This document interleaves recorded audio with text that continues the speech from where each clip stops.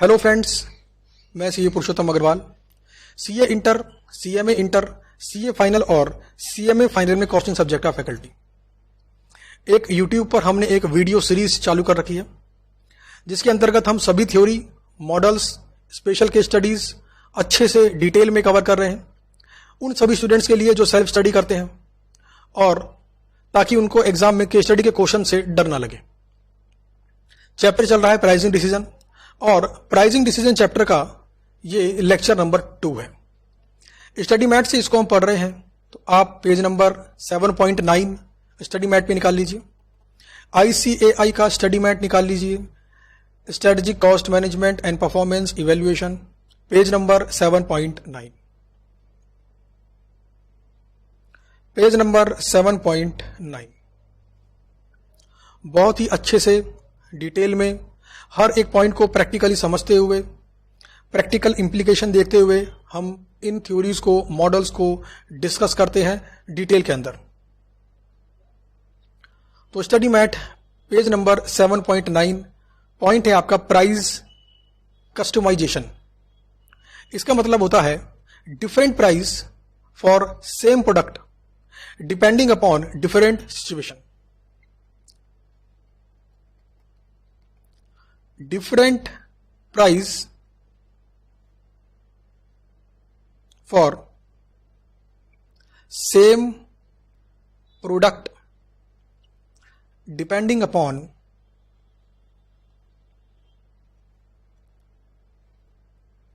different situation। यानी कि हमने प्राइस को कस्टमाइज कर दिया कस्टमर के हिसाब से। कपड़े दो तरीके से बनते हैं, दो तरीके से मिलते हैं मार्केट के अंदर। एक होते हैं रेडीमेड गारमेंट और एक होते हैं कस्टमाइज्ड।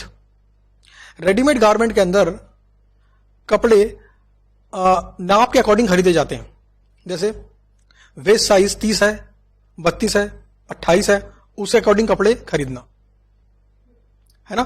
तो ये हो गया रेडीमेड। यहां पर क्या प्री डिफाइंड साइज है, कपड़े खरीद के मार्केट से ले आए। एक होता है कस्टमाइज,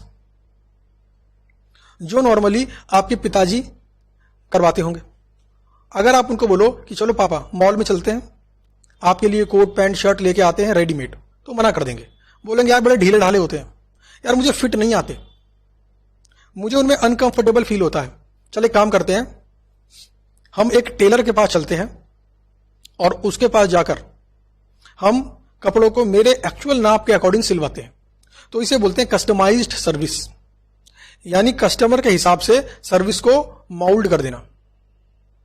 जैसे प्राइस कस्टमाइजेशन, प्राइस को कस्टमर के हिसाब से चेंज कर देना। प्रोडक्ट वही है, प्रोडक्ट में चेंज नहीं हुआ है, प्रोडक्ट वही है।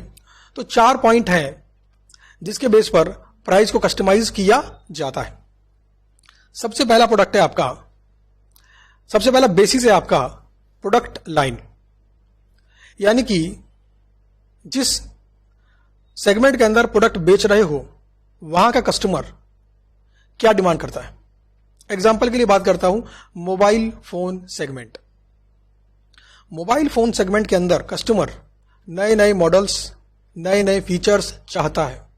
ऐसे में अगर कोई नया फीचर आपने किसी मॉडल में ऐड किया तो उसका प्राइस डिफरेंट हो जाएगा। अब आप बोलोगे सर प्रोडक्ट डिफरेंट हो गया। भाई 90% तो सेम है, 95% तो सेम है, 5% डिफरेंट हुआ सिर्फ। लेकिन क्योंकि ये कस्टमाइज हो गया है according to requirement of customer, तो इसीलिए इसका प्राइस चेंज हो जाएगा। तो based on product line. Market के अंदर एक है पेन ड्राइव सेगमेंट, 16 GB की पेन ड्राइव, 32 GB की पेन ड्राइव। कस्टमर क्या बोलता है इंडिया में अभी कि एक 32 GB की पेन ड्राइव दे दो, तो दुकानदार क्या करता है, सेंड इसकी पेन ड्राइव देता है 600 रुपए की, 650 रुपए की, 700 रुपए की। ये इसका मार्केट प्रिवेलिंग प्राइस है। कल को यही कस्टमर बोले कि 64 GB की पेन ड्राइव चाहिए मेरे को, लेकिन चाइना की पेन ड्राइव हो। क्यों? क्योंकि चाइना की पेन ड्राइव सस्ते दाम पर मिल जाती है। यानी वो इतने बड़े स्केल पर प्रोडक्शन करता है चाइना कि उसका पर यूनिट कॉस्ट कम हो जाता है। अब पर यूनिट कॉस्ट कम तो सेलिंग प्राइस कम। तो 64 जीबी की 32 जीबी की वही pen drive Indian pen drive के कंपैरिजन में सस्ती मिलेगी। तो ये क्या हुआ, चीज वही है, वो भी 32 जीबी का स्टोर करती है, ये भी 32 जीबी का स्टोर करती है, but depending upon requirement of customer price customize कर दिया, प्राइस कस्टमाइज कर दिया। जैसे रेस्टोरेंट, अगर एक दोस्त लोग आपस में मिलकर खाना खाने जाए या फिर एक फैमिली मिलकर खाना खाने जाए तो दोनों के प्राइसिंग में थोड़ा सा डिफरेंस होता है। अगर आप नोट करोगे तो यहां बात कर रहा हूं मैं 5 स्टार होटल्स की, 3 स्टार रेस्टोरेंट की। तो ये क्या करते हैं कि अगर दोस्त लोग हैं तो उनको ओपन लॉन्च एरिया देंगे, वहां पर काउच लगे होंगे, ओपन लॉन्च, वहीं बैठ के खाना खाओ। लेकिन अगर फैमिली गेट टुगेदर है, 5 लोग 6 लोग हैं, तो उनको एक क्यूबिकल दे देंगे कि आप इसमें बैठकर आराम से खाना खाओ। तो सर्विस चार्ज में डिफरेंस होता है, यानी कि जब वेटर बिल लेके आएगा तो हो सकता है दोस्तों वाली कैटेगरी के अंदर सर्विस चार्ज हो ही नहीं, नो सर्विस चार्ज, यानी 100 रुपए का आइटम खरीदा 100 रुपए का बिल। लेकिन अगर फैमिली है तो हो सकता है 100 रुपए का आइटम प्लस 10% सर्विस चार्ज। ध्यान देना, सर्विस टैक्स नहीं बोल रहा हूं मैं, सर्विस चार्ज बोल रहा हूं। सर्विस चार्ज वो चार्ज जो वेटर ने अपनी एक्सक्लूसिव सर्विस के लिए कस्टमर से चार्ज किया है, इसे बोलते हैं सर्विस चार्ज। तो based on product line price को हमने कस्टमाइज कर दिया according to requirement of customer. कभी मॉल्स के अंदर मूवी देखने तो आप गए ही होंगे, आप नोट करना कुछ थिएटर हॉल ऐसे होते हैं जहां पर एक एक सीट होती है आगे की तरफ। मान लीजिए यहां पर स्क्रीन है, यहां पर एक एक सीट है, और पीछे ऐसे बड़े बड़े काउच टाइप होते हैं। समझ रहे हैं आप? यानी यहां पर तो आपको सिटिंग वाला चक्कर दे दिया कि आराम से बैठो, पॉपकॉर्न खाते हुए, पेप्सी पीते हुए फिल्म को देखो, और यहां पर आराम से लेटो। लंबा सा काउच दिया आपको, आराम से लेटो। अच्छा, यहां की सीट की प्राइस अगर 400 रुपए है तो इस काउच की प्राइस होती है 1000 रुपए। अच्छा, पिक्चर तो वही है, मूवी तो वही है, थिएटर भी वही है, प्राइस में डिफरेंस क्यों? रिक्वायरमेंट डिफरेंट है कस्टमर की। यहां पे कस्टमर बैठकर मूवी देखना चाहता है और यहां पर लेटकर मूवी देखना चाहता है। नॉर्मली पीछे वाली सीट्स कपल्स लेते हैं, फ्रेंड्स लेते हैं, फैमिली मेंबर्स लेते हैं नॉर्मली। हालांकि लेने को कोई भी ले सकता है, बट नॉर्मली ऐसा होता है कि कपल्स लेते हैं पीछे वाली सीट। तो आप समझ गए होंगे इशारे के अंदर कि रिक्वायरमेंट अलग है, इसी वजह से प्राइस अलग अलग है। प्राइस को कस्टमाइज कर दिया according to requirement of customer. तो ये था पहला पॉइंट। दूसरा पॉइंट है based on customer past behave. Customer के पिछले बिहेव के बेस पर। बिहेव मतलब क्या? कस्टमर लड़के गया हमसे? कस्टमर लड़के नहीं गया, कस्टमर का पेमेंट रिकॉर्ड। अगर कस्टमर टाइम पर पेमेंट करता है, पेमेंट करने में कभी डिले नहीं करता, तो ऐसे में सेलर उसे डिस्काउंट दे देता है कि यार ये प्राइस ये तुरंत पे करेगा भैया, इसको डिस्काउंट दो। ये बाकियों की तरह पेमेंट को लटका कर नहीं रखेगा, तुरंत पे करेगा, इसको डिस्काउंट दो। समझ में आई बात? अगर आपने रिलायंस जियो इंटरनेट को सब्सक्राइब कर रखा है और आप हर महीने रिचार्ज करते आ रहे हो, उसका मंथली, क्वार्टरली, ईयरली प्लान आपने ले रखा है, तो हो सकता है जियो कंपनी आपको कुछ डिस्काउंट दे। क्यों भाई, क्यों डिस्काउंट दे रहे हो? क्योंकि आप उनके एक लॉयल कस्टमर हो, टाइम पर पेमेंट करते हैं, तो आपको वो डिस्काउंट देंगे। तीसरा है बेस्ड ऑन डेमोग्राफिक। कस्टमर की एज के बेस पर और कस्टमर के सोशल स्टेटस के बेस पर भी डिस्काउंट ऑफर किया जाता है। इसे बोलते हैं प्राइस कस्टमाइजेशन। कभी आप श्रेणी घूमने जाओ तो आपको जो प्राइस मिलेगा और आपके संग कोई अगर सीनियर सिटीजन है, उनको जो प्राइस लगेगा, दोनों में डिफरेंस होगा, उन्हें डिस्काउंट मिलेगा। क्यों? वो है सीनियर सिटीजन। तो रेलवे के अंदर सीनियर सिटीजन को डिस्काउंट मिलता है उनकी एज के बेस पर। अच्छा, और जो मिलिट्री पर्सनल होते हैं, जो मिलिट्री में काम करते हैं, उनके लिए एक अलग प्राइस होता है। तो देखा आपने, depending upon age, depending upon social status, price में डिफरेंस होता है, और इससे कस्टमर को तकलीफ भी नहीं होनी चाहिए। जैसे अगर मैं अपनी बात करूं तो कुछ स्टूडेंट जो फाइनेंशियली वीक होते हैं, एक्चुअल में हमें लगता है कि यार फाइनेंशियली वीक है, बड़ी प्रॉब्लम चल रही है, तो ऐसे में हम उसकी हेल्प कर देते हैं। या फिर कोई स्टूडेंट जिनके पेरेंट्स नहीं है, इस दुनिया में नहीं है, उनको हम डिस्काउंट दे देते हैं एक सपोर्ट करने के लिए कि भाई हमसे ये सपोर्ट हम कर सकते हैं तो ये सपोर्ट हम करेंगे। तो ध्यान देना, एक स्टूडेंट जिसकी फैमिली अच्छी है, सही सलामत है, भगवान करे सही सलामत ही रहे, सब ठीक ठाक ही रहे, उसको लगने वाला प्राइस, और एक वो स्टूडेंट जिसके माता या पिता या दोनों ही इस दुनिया में नहीं है, उसको लगने वाला प्राइस, दोनों में डिफरेंस है। हम उनको थोड़ा डिस्काउंट दे देते हैं एक सपोर्ट करने के लिए। अब ऐसे में क्या होता है कि प्राइस को मैंने कस्टमाइज कर दिया डिपेंडिंग अपॉन कस्टमर। अच्छा, क्या इससे रेगुलर कस्टमर यानी कि वो कस्टमर जो ठीक है उसको दुख होना चाहिए? नो। तो प्राइसिंग इस तरीके से सेट करनी है कि किसी भी कस्टमर को दुख ना हो, उसको ये ना लगे कि मेरे संग जागती हुई है। Point number 4, based on time differential. अगर आप जियो का सब्सक्रिप्शन 1 महीने का लोगे तो प्राइस अलग होगा, अगर 3 महीने का लोगे तो प्राइस अलग होगा। जैसे उदाहरण के लिए मान लीजिए, अगर 1 महीने का 1000 है तो 3 महीने का 3000 ना होकर 2800, 2700, 2600 होगा। और अगर ऐसा नहीं है तो कंपनी को ऐसा करना चाहिए। इससे क्या होगा, लोग एडवांस पेमेंट करेंगे पूरे पूरे साल की। बहुत सी कंपनियां सब्सक्रिप्शन में डिस्काउंट फेंकती हैं। अगर पूरे साल का सब्सक्रिप्शन ले लोगे तो सिर्फ 11 महीने की पेमेंट करनी पड़ेगी, यानी 11 महीने की पेमेंट की और सर्विसेज पूरे 12 महीने की मिल गई, 1 महीना extra. It is a discount. तो यह है चौथा पॉइंट। तो यह था प्राइस कस्टमाइजेशन। अब आ जाओ प्राइस सेंसिटिविटी। प्राइस सेंसिटिविटी, और यहां पर एक नाम मैं लिखने जा रहा हूं, उसको पहले एक्सेप्ट करो। Mister Thomas Nagle. अच्छा, बोलने में कौन सा वाला बेहतर लग रहा है? मिस्टर थॉमस, बड़ा इजी लग रहा है। नाम से मालूम पड़ गया होगा आपको कि यह व्यक्ति भी इंडियन नहीं है। आपको रीजन तो मालूम ही है, इंडिया के अंदर नॉलेज को शेयर करने का कल्चर नहीं है। यह कल्चर यहां पे डेवलप होगा तो पूरा इकोनॉमी डेवलप करेगा। डेवलपिंग से डेवलप्ड कंट्री बन जाएंगे एक्चुअल में, कागजों में नहीं, एक्चुअल में। मिस्टर थॉमस नागले ये एक ऐसे व्यक्ति हैं जिन्होंने प्राइस सेंसिटिविटी थ्योरी को लिखा। अच्छा, प्राइस सेंसिटिविटी, इसको समझाने से पहले आपको मैं पूछना चाहता हूं कि आपने टूथ सेंसिटिविटी का नाम सुना है? कभी टीवी में ऐड देखा होगा आपने कि आपके दांतों में नमक है, क्या आपके दांतों में झंझनाहट होती है जब आइसक्रीम खाते हो? हाँ, सुना है आपने। क्या ठंडा पानी पीते हो तो दांतों में झंझनाहट होती है? सेंसिटिविटी। तो वही है ये, ठंडा पानी डाला और दांतों में झंझनाहट हो गई। अब यहां पर क्या है, प्राइस को ऊपर नीचे किया और डिमांड में झंझनाहट हो गई।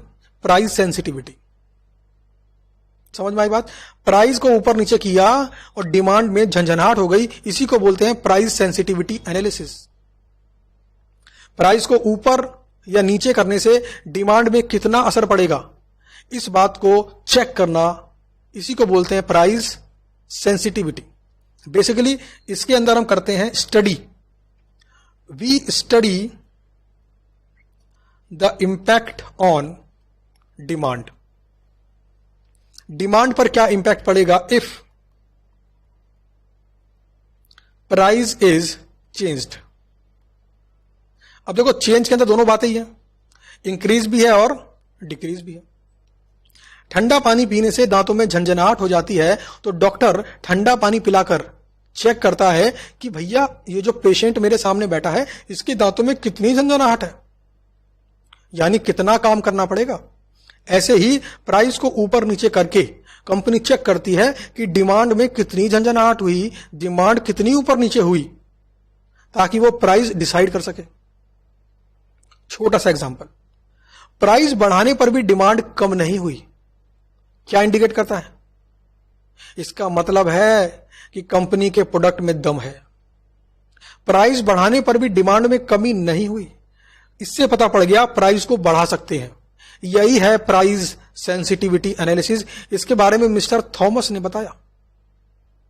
इन्होंने 9 ऐसी बातें बताई हैं जिसकी बेस पर हम चेक कर सकते हैं कि प्राइस बढ़ाने से कहीं गड़बड़ तो नहीं हो जाएगी, प्राइस घटाने से कहीं गड़बड़ तो नहीं हो जाएगी, प्राइस बढ़ाना या घटाना फायदेमंद होगा कि नहीं होगा। प्राइस सेंसिटिविटी, इन्होंने 9 बातें बताई हैं। तो जब भी एक कंपनी प्राइस डिसाइड करती है तो डिसाइड करते वक्त सेंसिटिविटी को चेक करती है। प्राइस को ऊपर करने से डिमांड में कितनी कमी आई? अगर कोई कमी नहीं आई, इसका मतलब है प्रोडक्ट में दम है। प्राइस और ऊपर कर दिया, डिमांड में कोई कमी नहीं आई, मतलब प्रोडक्ट में दम है। प्राइस और ऊपर कर दिया, डिमांड में कोई कमी नहीं आई, प्रोडक्ट में दम है। यानी प्राइस बढ़ा सकते हो आप। Yes, you have power to increase your price. Price बढ़ाओगे तो प्रॉफिट भी बढ़ ही जाएगा, क्योंकि टोटल रेवेन्यू बढ़ जाएगा। तो यह है प्राइस सेंसिटिविटी एनालिसिस। तो प्राइस बढ़ाने का डिसीजन अगर कोई भी कंपनी लेती है तो इन 9 बातों के ऊपर अपने आप को चेक करना चाहिए कि क्या प्राइस को बढ़ाने से गड़बड़ हो सकती है या प्राइस को बढ़ाने से मजा आ जाएगा। समझ गए? प्राइस को बढ़ाने से गड़बड़ हो गई मतलब प्रॉफिट में कमी आ गई, प्राइस को बढ़ाने से मजा आ गया मतलब प्राइस बढ़ाओ, प्रोडक्ट में दम है। 9 बातें हैं। पहली बात, दूसरी बात, तीसरी बात, चौथी बात, 5वीं बात, 6ठी बात, 7वीं बात, 8वीं बात और 9वीं बात। मिस्टर थॉमस ने बताए 9 सिद्धांत, 9 ऐसी बातें जिनके बेस पर आप प्राइस सेंसिटिविटी को चेक कर सकते हो। एक एग्जांपल मैं आपको देता हूं, बड़ा ही प्रैक्टिकल सा, आप शायद फील कर पाओ। आप जब किसी इंटरव्यू में बैठो और वो आपको पूछे आपकी एक्सपेक्टेड सैलरी क्या है जनाब, या मोहतरमा आपकी एक्सपेक्टेड सैलरी क्या है, तो अपनी सैलरी शुरुआत में 80,000 बोल के देखना, 80,000। अगर 80,000 पे ऊपर इंटरव्यू लेने वाले का चेहरा उतर गया, इसका मतलब है 80,000 का दाम सुनते ही चेहरे के हाव भाव नीचे गिर गए, प्राइस सेंसिटिव है। यानी प्राइस बढ़ाओ मत, कम करो। अगर आपने बोला 40,000 और इंटरव्यूअर का चेहरा खिल गया, इसका मतलब है कि प्राइस आप और बढ़ा सकते थे। समझ में आ रही है बात? फील कर पा रहे हो? आप कोई घर खरीदने गए, आज के इस माहौल के अंदर ऐसी हालत हो गई है कि प्रॉपर्टीज की वैल्यू और नीचे चली गई है। मान लीजिए आपके पिताजी घर खरीदने गए, घर की वैल्यू पहले थी 1 करोड़। कितनी थी? 1 करोड़। ये कब थी जी? जनवरी 2020 में। अभी चल रहा कोरोना। अब इसके चक्कर में प्राइस की वैल्यू, प्रॉपर्टी की वैल्यू गिर गई।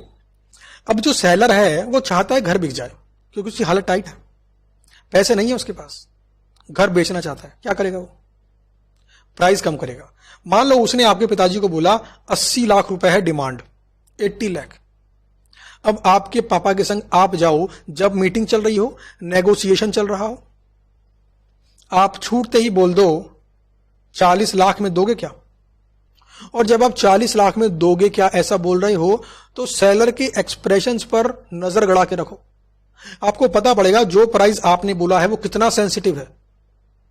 अगर आपके 40 लाख बोलते ही सेलर अपनी सीट से खड़ा होकर बोल दे साहब ये डील नहीं बन पाएगी, समय खराब नहीं करते हैं, तो समझ जाना कि 40 लाख में बेचने वाला नहीं है वो। अगर 40 लाख रुपए सुनकर वो बोले, सीट पे बैठा रहे और बोले बहुत ही कम प्राइस बोल दिया, ये तो बहुत ही कम है, इसका मतलब है कि 40 से थोड़ा ऊपर करोगे तो वो शायद मान जाए।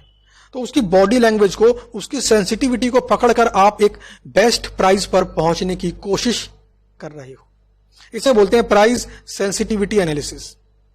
उम्मीद करता हूं आपको ये बात बहुत अच्छे से फील हुई होगी, आपको समझने से ऊपर का मजा आया होगा। चलिए अब बात करते हैं इन 9 पॉइंट की। ये रहा पहला पॉइंट, ये रहा दूसरा, तीसरा, चौथा, 5वां, 6ठा, 7वां, 8वां, 9वां।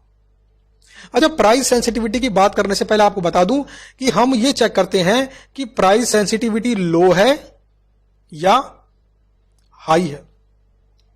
अगर प्राइस सेंसिटिविटी लो है, इसका मतलब है प्राइस बढ़ा देने पर भी डिमांड कम नहीं होगी।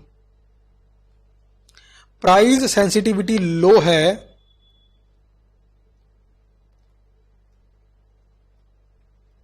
इसका मतलब है कि प्राइस बढ़ा देने पर भी डिमांड कम नहीं होगी, तो आराम से बेफिक्र होकर प्राइस को बढ़ाओ। लेकिन अगर प्राइस सेंसिटिविटी हाई है, इसका मतलब है प्राइस बढ़ाने पर डिमांड कम हो सकती है। और अगर प्राइस बढ़ाने पर डिमांड कम हो सकती है तो भाई साहब प्राइस सोच समझकर ही बढ़ाना। अगर आपने प्राइस बढ़ा दिया और डिमांड में कमी आ गई, गड़बड़ हो जाएगी। तो ये दो पैरामीटर हैं जो एक कंपनी जानना चाहती है। अगर मैं आपसे पूछूं कि एक डॉक्टर जो अनुभवी है, 20 साल का अनुभव है उसको, MBBS MD है, आपके घर के पास उसका एक क्लिनिक है, बताओ क्या उसकी सर्विसेज प्राइस सेंसिटिव है? नीचे कमेंट करके बताओ क्या उसकी सर्विसेज प्राइस सेंसिटिव है? नहीं है। यानी कि प्राइस वो बढ़ा भी देगा तब भी आप उसी के पास जाओगे। उसका रीजन क्या है? उसके द्वारा दी जाने वाली बेस्ट क्वालिटी सर्विस। आपने ऐसा नोट किया है कि जब भी आप बीमार पड़ते हो, उसके पास जाते हो, तो वो 2-3 टैबलेट लिखता है और 4 से 5 दिन में आपको ठीक कर देता है। यानी बहुत ही कम मेडिसिन खिलाकर आपको ठीक कर देता है। तो आपके मन में उसकी एक अच्छी इमेज है। अब उसकी एक अच्छी इमेज है आपके मन में, तो आप बड़े खुश रहोगे। उसको प्राइस पे करते वक्त आपको पता है कि आपको बेनिफिट होने वाला है, तो प्राइस थोड़ा सा बढ़ा दे। पिछले महीने 1100 रुपए थी उसकी फीस, अब हो गई 1200 रुपए, तो क्या आप उसे बोल दोगे कि नहीं नहीं 100 रुपए आपने बढ़ा दिए, मैं तो अब आपके पास ट्रीटमेंट के लिए आने वाला नहीं हूं? आप नहीं बोल सकते। इसका मतलब है उसका प्राइस सेंसिटिविटी कम है। अमित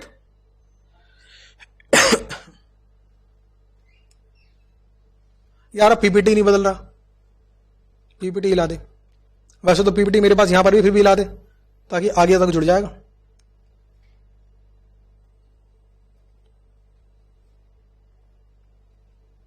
आ गया, ठीक है।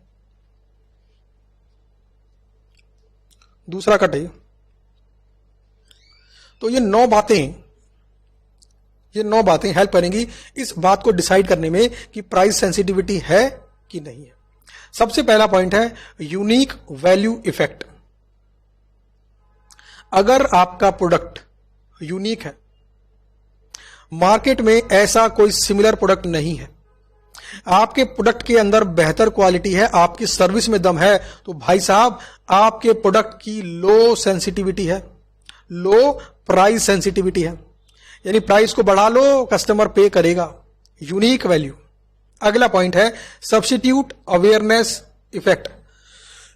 अगर आपके प्रोडक्ट का सब्स्टिट्यूट प्रोडक्ट मार्केट में अवेलेबल है और कस्टमर उसके बारे में अवेयर है, तो आपके प्रोडक्ट की प्राइस सेंसिटिविटी हाई है। यानी प्राइस बढ़ाने से पहले आपको 4 बार सोचना चाहिए। तीसरा डिफिकल्ट कंपैरिजन इफेक्ट। अगर आपके प्रोडक्ट का बेनिफिट और दूसरे सिमिलर प्रोडक्ट का बेनिफिट कस्टमर कंपेयर नहीं कर सकता, तो आपके प्रोडक्ट की प्राइस सेंसिटिविटी लो है। प्राइस को बढ़ाइए, सुपर प्रॉफिट कमाइए, मोटा मुनाफा कमाइए। एग्जाम्पल के लिए doctor services, professional services compare कर पाना इंपॉसिबल है। अगला पॉइंट है टोटल एक्सपेंडिचर इफेक्ट। अगर आपके प्रोडक्ट में किया गया खर्चा कस्टमर द्वारा किए गए टोटल खर्चे का बहुत ही कम पार्ट लेता है, तो भाई साहब जो प्राइस सेंसिटिविटी है लो है, प्राइस को बढ़ा लो। एग्जाम्पल के लिए नमक 20 रुपए का या 15 रुपए का आता होगा। अब पूरे महीने के अंदर जहां लोग खर्च कर रहे हैं महीने के बजट में 30,000, 35,000, 25,000, अगर 20 रुपए का नमक का पैकेट 30 रुपए का हो गया तो क्या फर्क पड़ गया? इसका मतलब प्राइस सेंसिटिविटी लो है। अगला पॉइंट है and use and benefit effect. And benefit का मतलब है कि अगर कस्टमर को मिलने वाला बेनिफिट उसके कॉस्ट के कंपैरिजन में ज्यादा है तो प्राइस सेंसिटिविटी लो है। और साथ में यहां पर एक्सपेंडिचर को भी कंपेयर कर रहा है, हालांकि ये पॉइंट मेरे हिसाब से पॉइंट नंबर 4 में आ चुका है। तो पांचवें पॉइंट का मतलब है कि अगर कस्टमर को मिलने वाला बेनिफिट उसके प्राइस से कम है, इसका मतलब सेंसिटिविटी लो है, प्राइस को बढ़ा सकते हैं, कोई दिक्कत की बात नहीं है। अगला पॉइंट है शेयर्ड कॉस्ट इफेक्ट। अगर जो प्रोडक्ट आप बेच रहे हो उसको कस्टमर अपने दोस्त के संग शेयर कर सकता है तो प्राइस सेंसिटिविटी लो है। प्राइस बढ़ा लो, कस्टमर पे करेगा। क्यों भाई? क्योंकि कस्टमर उसकी कॉस्ट को किसी और के संग शेयर कर रहा है। संक इन्वेस्टमेंट इफेक्ट। अगर कोई लैपटॉप या कोई टैबलेट पहले से आपने खरीदा हुआ है और कोई नई एप्लीकेशन मार्केट में आ जाती है जो लैपटॉप पर या टैबलेट पर ही चलेगी तो आप उसे आसानी से खरीद लोगे। क्यों? क्योंकि आपने लैपटॉप के ऊपर इन्वेस्टमेंट ऑलरेडी कर रखा है और ये आपका है संक इन्वेस्टमेंट। लेकिन अगर उस एप्लीकेशन का इस्तेमाल करने के लिए नया लैपटॉप खरीदना पड़े, नया टैबलेट खरीदना पड़े तो प्राइस सेंसिटिविटी हो गई हाई, यानी प्राइस को बढ़ाने से पहले 4 बार सोचो।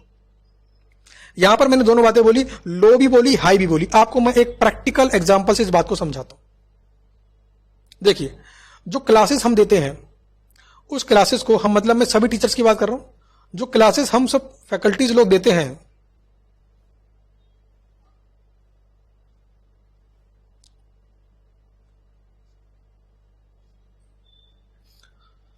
नॉर्मली वो 2 जगह चल सकती है, या तो लैपटॉप पर या फिर टैबलेट पर।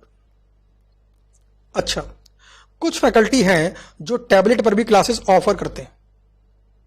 अब बताओ जरा, अगर टैबलेट पर क्लासेस ऑफर कर रहे हैं इसका मतलब है उनकी क्लासेस को लेने के लिए स्टूडेंट को टैबलेट खरीदना पड़ेगा, तो प्राइस सेंसिटिविटी हाई है। तो प्राइस को बढ़ाने से पहले उन फैकल्टीज को सोचना पड़ेगा। क्यों? बच्चे को टैबलेट भी खरीदना है तो पहले से एक कॉस्ट उसे खर्च करनी है आपके प्रोडक्ट को खरीदने से पहले, क्योंकि टैबलेट नॉर्मली अभी सबके पास नहीं है। लेकिन लैपटॉप थोड़ा सा नॉर्मल हो गया है, तो लैपटॉप के अंदर प्राइस सेंसिटिविटी क्या रहेगी? लो। भाई लैपटॉप तो घर पे पड़ा हुआ ही है, भैया का लैपटॉप घर पे पड़ा हुआ है, पिताजी का लैपटॉप घर पे पड़ा हुआ है, क्लासेस देखनी है लैपटॉप पर चल जाएंगी, तो प्राइस सेंसिटिविटी लो। ध्यान देना, समझ में आती है दोनों बातें, डिफरेंस है बड़ा ही बारीक सा। अगला पॉइंट है प्राइस क्वालिटी इफेक्ट। अगर कस्टमर को ऐसा लगता है कि आपके प्रोडक्ट से मिलने वाली क्वालिटी प्राइस से कम है तो प्राइस सेंसिटिविटी ज्यादा है, अदरवाइज लो है। क्वालिटी ज्यादा है, प्राइस कम है तो प्राइस सेंसिटिविटी लो है। प्राइस को बढ़ाओ, मुनाफा होगा, कस्टमर नहीं भागेगा। अगला पॉइंट है इन्वेंट्री इफेक्ट। अगर आपके द्वारा बेचा गया प्रोडक्ट कस्टमर स्टोर नहीं कर सकता तो buyer will be less price sensitive, यानी कि स्टोर नहीं कर सकता तो प्राइस सेंसिटिव कम है, अगर स्टोर कर सकता हो तो प्राइस सेंसिटिविटी ज्यादा हो गई। तो कुल मिलाकर ये 9 बातें हैं जो मिस्टर थॉमस साहब ने बताई। तो प्राइस क्या रखना है इस बात को तय करने से पहले एक बार प्राइस सेंसिटिविटी एनालिसिस भी कर लेना चाहिए, ताकि पता पड़ जाए प्राइस को बढ़ाने का फायदा भी है या नुकसान है। प्राइस को घटाने का भी नुकसान हो सकता है। ज्यादा प्राइस कम करने पर साइकोलॉजिकली उस प्रोडक्ट को प्रोवाइड करने वाला व्यक्ति उसकी क्वालिटी में कॉम्प्रोमाइज करता है। It is a human fact, समझ रहे हैं? ह्यूमन इफेक्ट है ये, एक नॉर्मल टेंडेंसी है। ज्यादा प्रॉफिट नहीं हो रहा तो ठीक है यार, दे दे, बढ़िया, दे दे, मतलब क्वालिटी पर काम नहीं करेगा। क्यों? उसका प्रॉफिट कम है, उसके पास मोटिवेशन है ही नहीं। लेकिन अगर कोई व्यक्ति अपनी सर्विसेज को सही प्राइस पर बेच रहा है, उसको उससे प्रॉफिट हो रहा है, तो वो उसमें क्वालिटी देगा, उसको मोटिवेशन मिल रहा है प्रॉफिट के टर्म्स में। इसीलिए कहते हैं सस्ता रोए बार बार और महंगा रोए एक बार। आगे बढ़ते हैं जी, अगले पेज पर आ जाओ। Pricing methods. बहुत सारे प्राइसिंग मेथड हैं। कैसे प्राइस तय करें? प्राइसिंग मेथड को 3 कैटेगरी में तोड़ा गया है। एक होता है कंपटीशन बेस्ड, एक होता है कॉस्ट बेस्ड और एक होता है वैल्यू बेस्ड। कंपटीशन बेस्ड को फिर 2 पार्ट में तोड़ा गया है, गोइंग रेट प्राइसिंग पॉलिसी और एक sealed bid pricing policy. Cost वाले में कोई कैटेगरी नहीं है। वैल्यू बेस्ड में फिर 2 कैटेगरी है, true economic value and perceived value. तो कुल मिलाकर आपके 5 मेथड हैं, cost based, going rate, sealed bid, true economic value and perceived value. इन 5 मेथड के हिसाब से प्राइस को निकाला जा सकता है। तो आइए देखते हैं इसका मीनिंग क्या है। सबसे पहला मेथड लिखा है कॉस्ट बेस्ड प्राइसिंग मेथड। यह मेथड पुराना मेथड है, ओल्ड मेथड है, हालांकि इसका इस्तेमाल अभी भी काफी लोग करते हैं। यह क्या बोलता है? सिंपल, यह बोलता है कॉस्ट पर यूनिट में प्रॉफिट पर यूनिट ऐड कर दो और निकल आएगा सेलिंग प्राइस पर यूनिट। यह तरीका भी एक तरीका है प्राइस को निकालने का। हालांकि यह तरीका आज के इस क्वालिटी ओरिएंटेड मार्केट में नहीं चलता, लेकिन फिर भी इस तरीके को फॉलो करने वाले लोग बहुत सारे हैं। 70% लोग आज की डेट में भी इस तरीके को फॉलो करते हैं।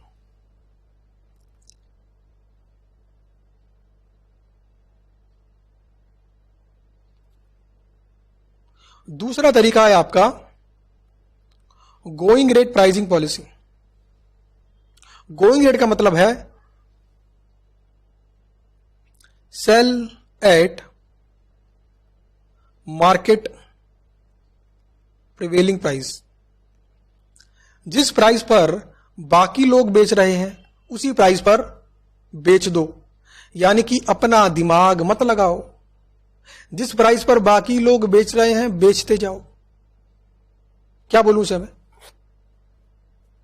Is it a modern technique? गधा चाल है भाई साहब। ये सब लोग फॉलो कर रहे हैं, मैं भी फॉलो करूंगा। गोइंग रेट प्राइसिंग पॉलिसी ये चलती है परफेक्ट कंपटीशन की मार्केट के अंदर। तीसरा आ गया आपका सील्ड बिड प्राइसिंग। आखिर ये होता क्या? Sealed bid pricing. पानी पी लेता हूं 1 मिनट जरा।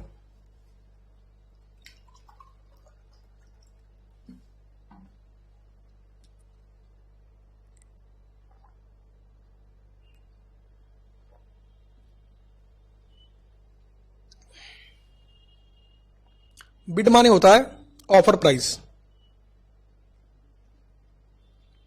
बिड माने होता है ऑफर प्राइस।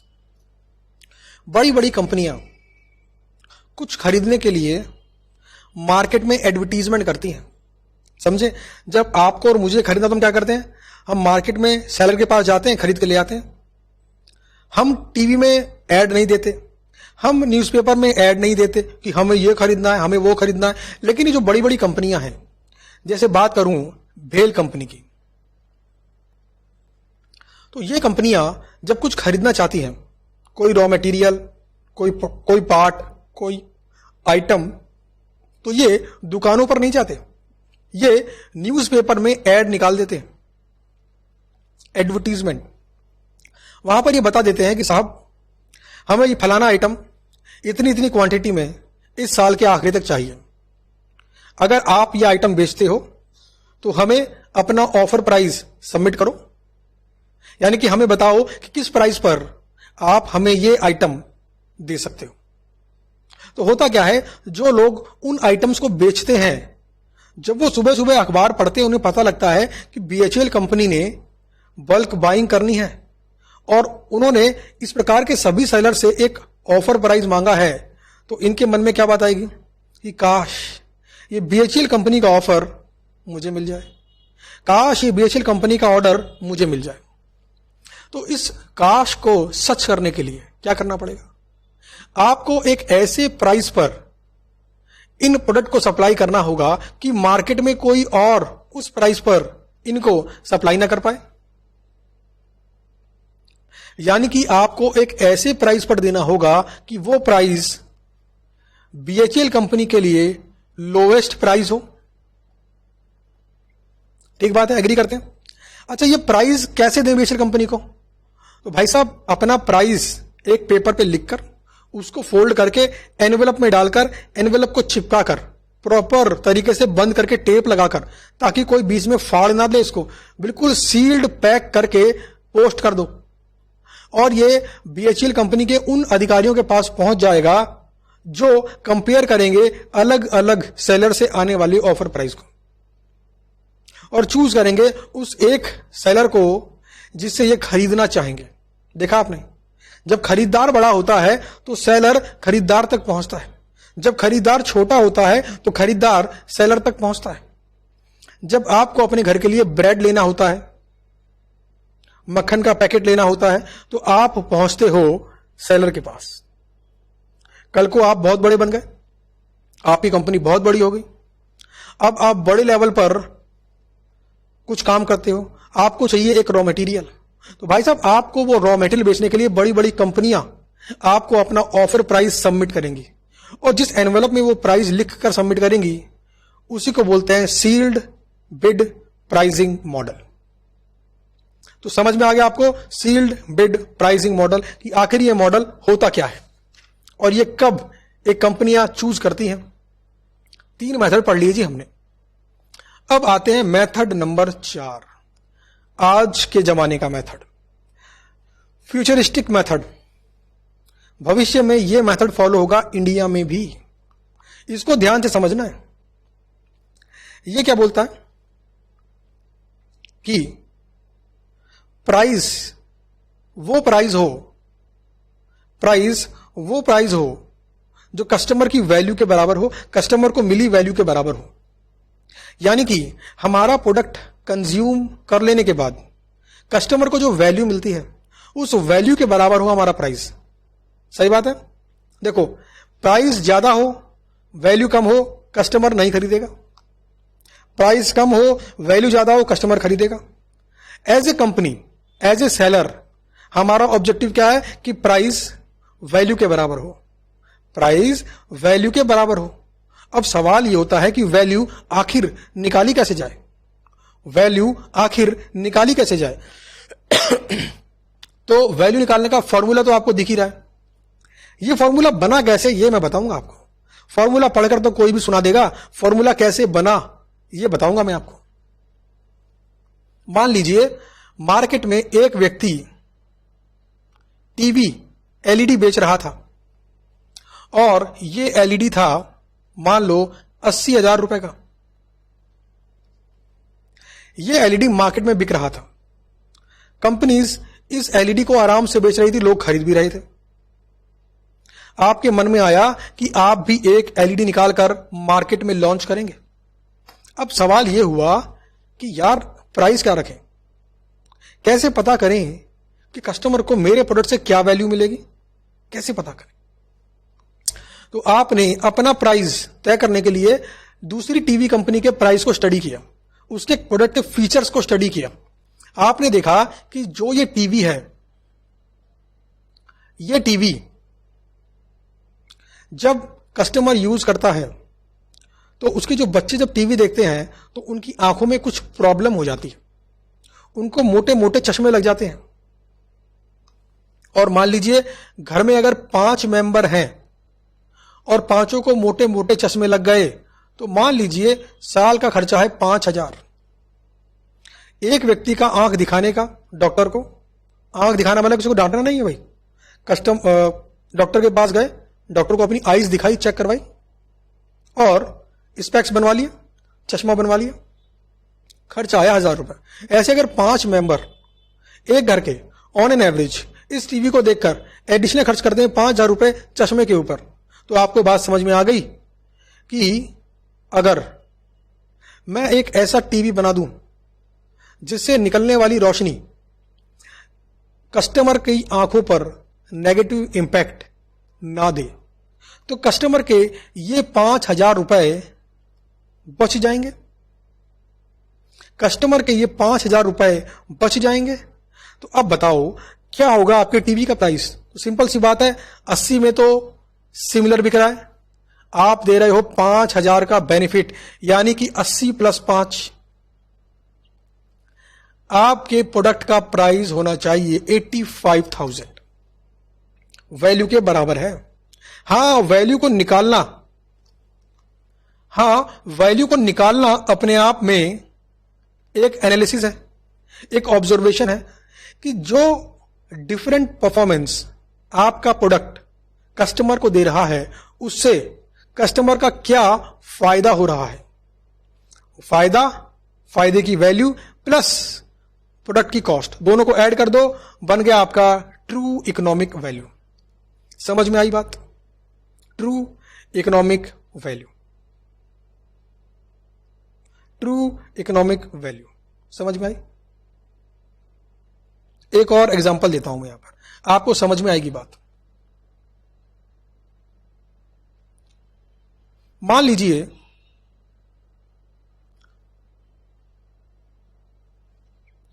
लीजिए कल को आप सीए बन जाने के बाद प्रैक्टिस स्टार्ट कर देते हैं। प्रैक्टिस आपने स्टार्ट कर दी। सबसे पहला काम सीए क्या करता है?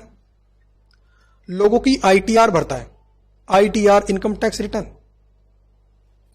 अब आपने क्या करा, एक इंडिविजुअल जो बिजनेस कर रहा है उसकी आईटीआर भरने के लिए कितने पैसे लें, यह आपको तय करना है। इसी मेथड के हिसाब से ट्रू इकोनॉमिक वैल्यू कैसे चेक करें?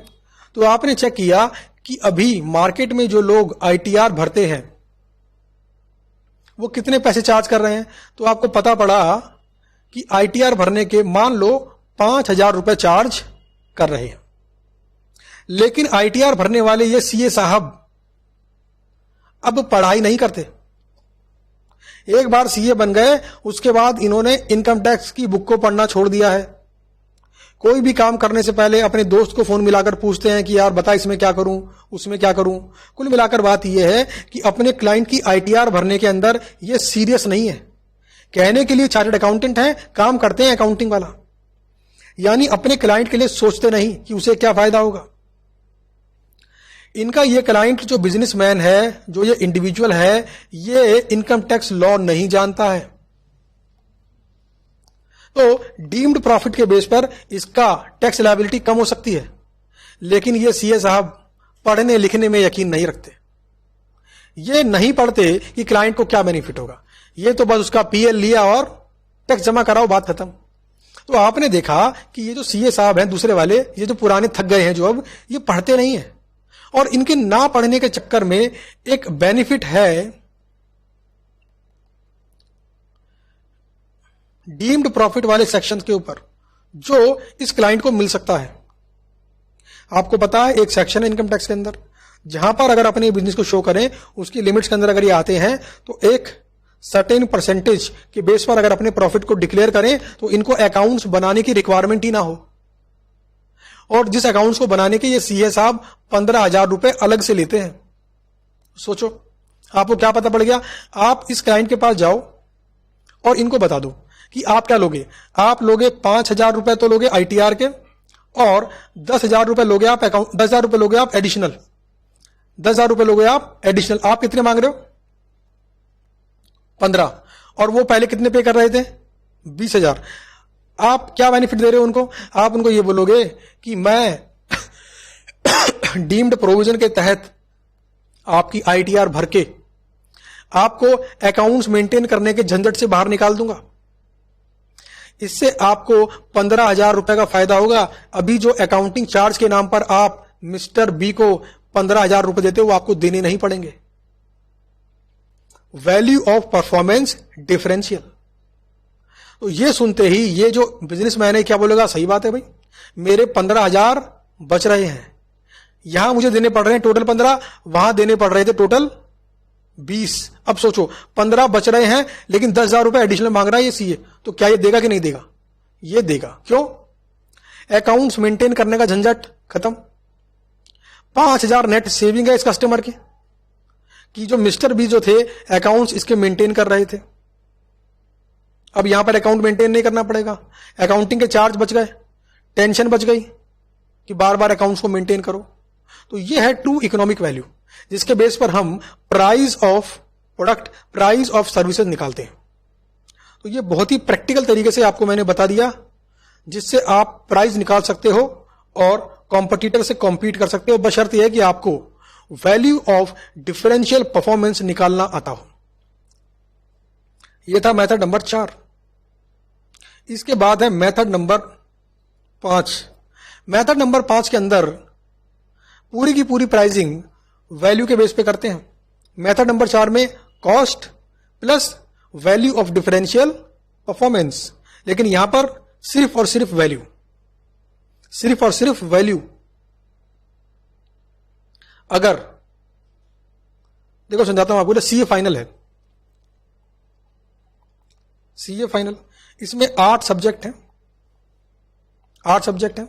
अच्छा मान लो एक की कोचिंग क्लासेस करने में आपके ऑन एन एवरेज 15,000 रुपए लग जाते हैं, तो 8 करने में कितने पैसे लग गए? 1,20,000, 1,20,000। अच्छा क्या कोचिंग क्लास करने से कुछ फायदा होता है क्या?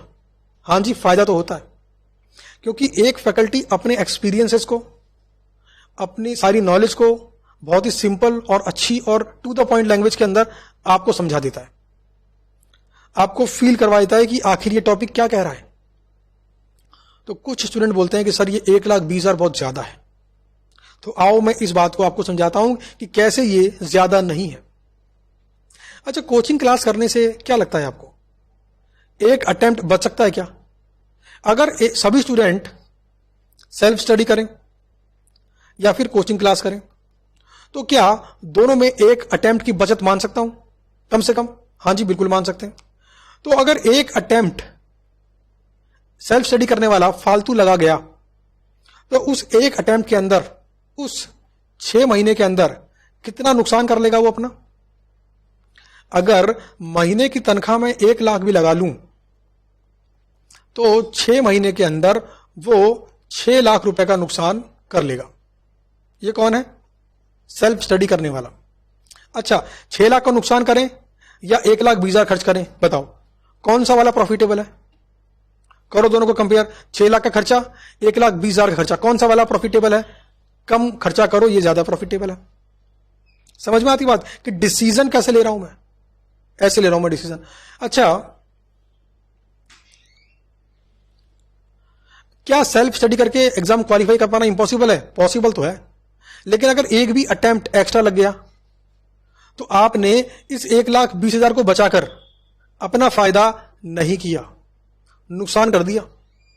बिल्कुल प्रैक्टिकल बात कर रहा हूं यहां पर, ना मैं अपने फायदे की या अपनी फैकल्टीज के फायदे की बात कर रहा हूं, आपके फायदे की बात कर रहा हूं।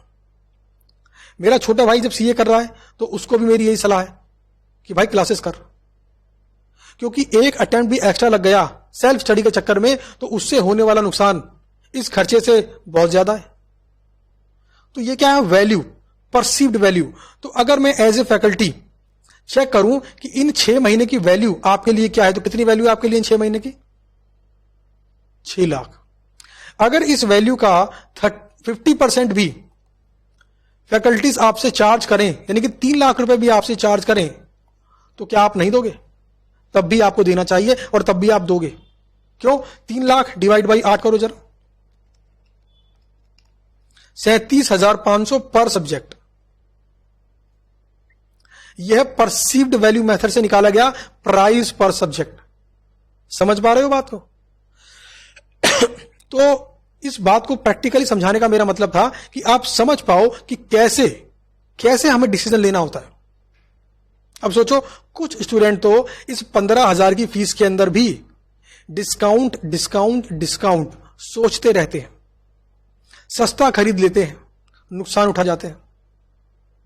तो समझ रहे हैं बात को? यह परसीव्ड वैल्यू मेथड। मैं आपको ये बता दूं कि इस एग्जाम्पल को बताने से मेरा यह मतलब नहीं था कि फीस बढ़ने वाली है। फीस आपकी वही रहेगी, क्योंकि हमारा जो पर्पज है प्रॉफिट कमाना तो है, बट हमारा जो मेन मोटो है ना क्लासेस को देकर, वो ये है कि हम जो भी सीए के स्टूडेंट हैं उनको एक बहुत ही रीजनेबल कॉस्ट पर एक बेस्ट सर्विसेज प्रोवाइड करें, और सीए बनना आपका हक है। तो इसे मैं एज ए कॉन्ट्रीब्यूशन समझता हूं अपना, कि आज मैं इस लेवल पर हूं कि मैं किसी की हेल्प कर सकता हूं, तो वो हेल्प मैं करना चाहता हूं। तो इसीलिए प्राइस इतना लो रखते हैं कि आप इजीली अफोर्ड कर पाएं। और अगर हम कंपनी के पॉइंट ऑफ व्यू से देखें, हम प्रैक्टिकल पॉइंट ऑफ व्यू से देखें, प्रोडक्ट के हिसाब से सोचें, तब तो प्राइस वैल्यू से बहुत ज्यादा कम है। अच्छा, वैल्यू मतलब ये मैंने वैल्यू बोली आपके अपॉर्चुनिटी कॉस्ट के सेंस में। एक वैल्यू होती है आपको मिलेगा बेनिफिट के सेंस में। क्लासेस को करने से आपको क्या मिला, आपने क्या सीखा, आपको क्या अनुभूति हुई, क्या feelings I, that is also expressed in value. उसको वैल्यू में कन्वर्ट करना, it is an long analysis. इसके लिए ऑब्जर्वेशन चाहिए और एक लंबी अंडरस्टैंडिंग, लॉन्ग अंडरस्टैंडिंग एक फॉलो करना पड़ेगा प्रॉपरली। तब आप समझ पाओगे कि आपका जो कस्टमर है आपके प्रोडक्ट को कंज्यूम करने के बाद कैसा फील करता है। तो ये था method number 5, perceived value method. आगे बढ़ते हैं। अगला है, अब सिचुएशंस आ गए भैया, सिचुएशंस कि अगर रिसेशन हो तो प्राइस क्या रखें। रिसेशन मतलब है इकोनॉमी अच्छी नहीं चल रही, मार्केट में जॉब अवेलेबल नहीं है, सैलरी कट हो रही है, नौकरी से लोग निकाले जा रहे हैं। यानी कि ये वाली रिसेशन आज की प्रेजेंट सिचुएशन से कहीं ना कहीं मैच करती है। तो यहां पर बोलते हैं sell at a price less than total cost. थोड़ा सा कम प्राइस पर बेच लो, हल्का सा नुकसान करते हुए बेच लो। तो यह है pricing in period of recession. अगली टेक्निक है प्राइसिंग बिलो मार्जिनल कॉस्ट, यानी कि cell at a price below variable cost. अच्छा, वेरिएबल कॉस्ट का हो या मार्जिनल कॉस्ट का हो, एक ही बात है। हमने अपने पिछले लेक्चर में समझा था एमआर एमसी का मतलब। तो ये स्ट्रेटजी बोलती है कि वेरिएबल कॉस्ट से भी कम प्राइस पर बेच दो, बट ये पॉलिसी कुछ समय ही कंपनी को लगानी चाहिए ताकि मार्केट के अंदर अपना शेयर बढ़ा लें, उसके बाद मोनोपोली क्रिएट कर कर सुपर प्रॉफिट कमा लें। इस स्ट्रेटजी का इस्तेमाल किया है रिलायंस जियो ने, जिसने इंटरनेट को कॉस्ट से कम प्राइस पर मार्केट में बेचकर एयरटेल आइडिया की छुट्टी कर दी। अब मार्केट में मोनोपोली बनने के बाद प्राइस को बढ़ाकर मोटा मुनाफा कमाएगी। समझ में आ गई बात। अगला टॉपिक है strategic planning of new product. Market में अगर नया प्रोडक्ट आप लॉन्च कर रहे हो तो प्राइस क्या रखें। तो इस बात को समझाने के लिए नए प्रोडक्ट को 3 कैटेगरी में तोड़ा है, 1, 2, 3। अगर आपका प्रोडक्ट यूनिक है, अगर आपके प्रोडक्ट के अंदर नए फीचर्स हैं, तो इसको बोलेंगे रेवोल्यूशनरी प्रोडक्ट। एक ऐसा प्रोडक्ट जो मार्केट में पहले नहीं था। ऐसे में आप हाई प्राइस रखो, मोटा मुनाफा कमाओ। ठीक है, रेवोल्यूशनरी प्रोडक्ट। दूसरा है इवोल्यूशनरी।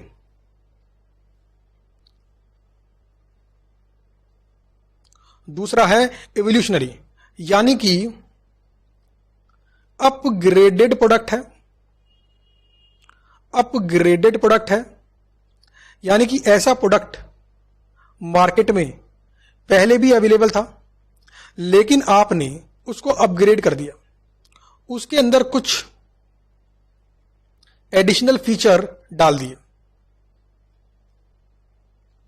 उसके अंदर कुछ एडिशनल फीचर डाल दिए। तो ऐसे में क्या करो, किस प्राइस पर बेचो, तो price little more than prevailing price. जिस प्राइस पर सिमिलर प्रोडक्ट बिक रहा है उससे थोड़ा सा महंगा। समझ में आ गई बात। इसे बोलते हैं अपग्रेडेड प्रोडक्ट। कल को मार्केट के अंदर कोई ऐसी कार बना दे जो पानी से चलती हो, तो उसको बोलेंगे रेवोल्यूशनरी प्रोडक्ट।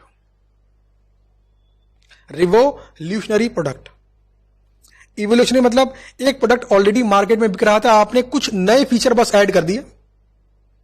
एक फोन मार्केट में ऑलरेडी बिक रहा था, आपने कुछ नया उसमें ऐड कर दिया। इंटायरली न्यू नहीं है, इंटायरली न्यू नहीं है, इसीलिए प्राइस थोड़ा सा महंगा कर लो। तीसरा है मी टू प्रोडक्ट। अगर प्यार से बोलूं तो इसे बोलता हूं मैं कॉपी प्रोडक्ट। जब रिवोल्यूशनरी प्रोडक्ट और इवोल्यूशनरी प्रोडक्ट मार्केट में सफल हो जाते हैं ना, तो कॉपी करने वाले बहुत सारे लोग मार्केट में आ जाते हैं। चोरी करने वाले लोगों की कमी कहां है? इन्हें बोलते हैं कॉपी प्रोडक्ट। अच्छा, कॉपी प्रोडक्ट किस प्राइस में बेचोगे? तो भाई market price, price decided by market.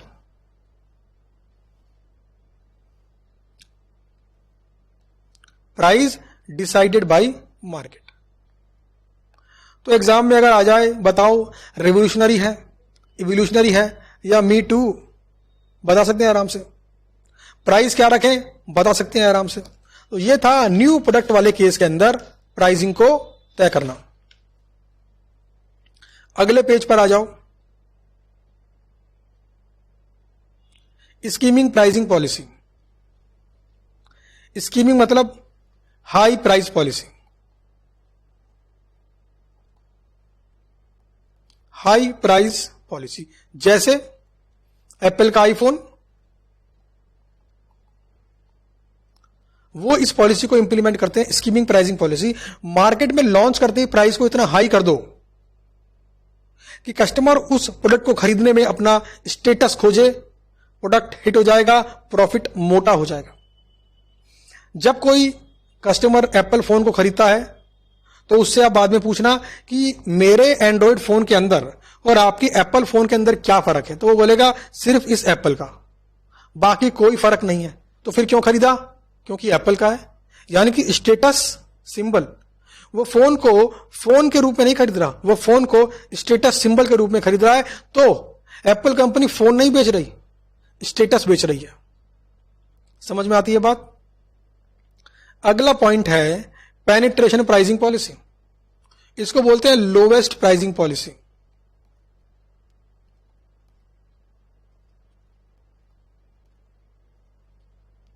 यानी कि एक इतना कम प्राइस रख दो, इतना कम प्राइस रख दो कि कस्टमर को उसे खरीदना पड़ जाए।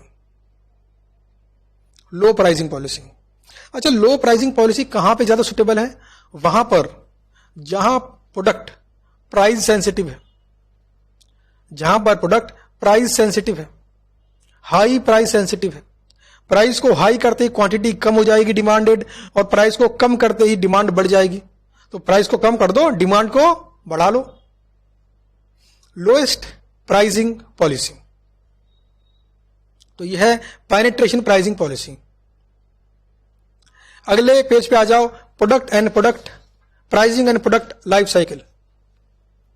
ये हम ऑलरेडी कर चुके हैं अपने पिछले लेक्चर के अंदर, जहां पर हमने लाइफ साइकिल ऑफ प्रोडक्ट की बात करी थी कि किस स्टेज में क्या प्राइस रखेंगे।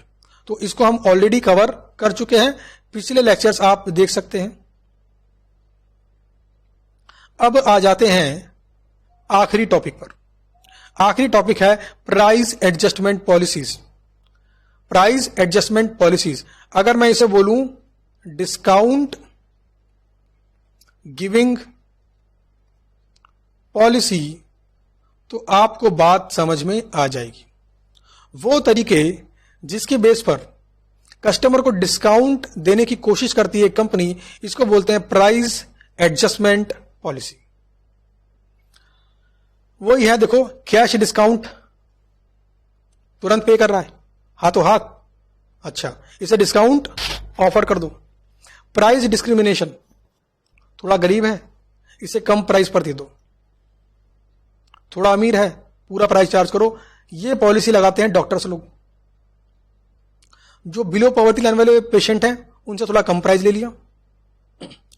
ज्योग्राफिकल प्राइसिंग, अच्छा दिल्ली का है खरीदार, प्राइस बढ़ाओ, अफोर्ड कर सकता है पे करेगा। किसी गांव का है, कम प्राइस रखो। क्वांटिटी डिस्काउंट, अच्छा बल्क में खरीद रहा है, डिस्काउंट दो। डिस्ट्रीब्यूटर से डिस्काउंट, अच्छा आप हमारे डिस्ट्रीब्यूटर बनेंगे, आपको डिस्काउंट मिलेगा। उस डिस्काउंट के बेस पर आप ज्यादा सेल करो, आप भी कमीशन कमाओ, हम भी प्रॉफिट कमाएंगे। तो ये हैं वो 5 तरीके जिसके बेस पर कंपनियां डिस्काउंट देती हैं अपने कस्टमर को। और इसी के साथ आपका ये चैप्टर यहां पर कंप्लीट हो गया है। आपको मालूम पड़ गया होगा कि प्राइस सही रखना कितना जरूरी है। प्राइस गलत हो तो कस्टमर आपके प्रोडक्ट के बारे में गलत सोच सकता है, गलत फीलिंग्स उसको आ सकती हैं। प्राइस ज्यादा कम कर देने पर भी सेल बढ़ेगी जरूरी नहीं है। तो price means best price, neither maximum price nor minimum price. Price means A price at which profit is maximum. चलिए मिलते हैं आपसे अपनी अगली वीडियो के अंदर। Thank you. अगली वीडियो के अंदर मिलते हैं। Thank you.